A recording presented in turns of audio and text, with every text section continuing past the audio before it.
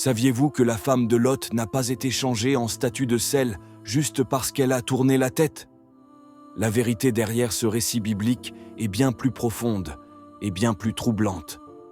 Dans Genèse chapitre 19, alors que Sodome et Gomorrhe sont sur le point d'être détruites, deux anges viennent secourir Lot et sa famille. Leur consigne est claire: ne regarde pas en arrière, ne t'arrête pas.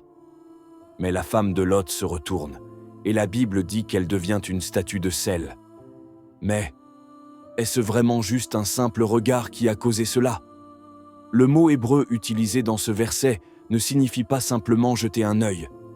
Il est plus proche de revenir en arrière, ou même retourner volontairement. Et cela change tout.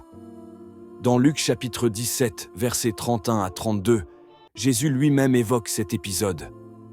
Il dit que, lors du jour du Seigneur, il ne faudra en aucun cas revenir sur ses pas. Et juste après, il dit « Souvenez-vous de la femme de Lot ». Elle ne s'est donc pas simplement retournée par curiosité. Elle voulait revenir vers son passé, vers une ville que Dieu était en train de juger. Et pourquoi s'est-elle transformée en sel? Deutéronome chapitre 29, verset 23 nous éclaire.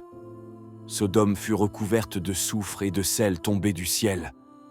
Alors imagine, elle revient sur ses pas, s'approche du cataclysme et se retrouve prise dans une pluie brûlante de feu, de cendres et de minéraux.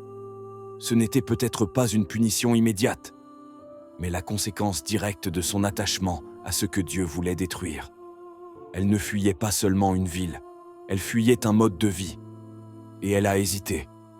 Alors maintenant, dis-moi, et toi, y a-t-il quelque chose que Dieu t'a demandé de quitter, mais que tu regardes encore avec regret? Commente « Je choisis d'avancer » si tu refuses de revenir à ce que Dieu a déjà brûlé. Et suis cette page pour d'autres révélations bibliques qui réveillent l'esprit et fortifient de la foi.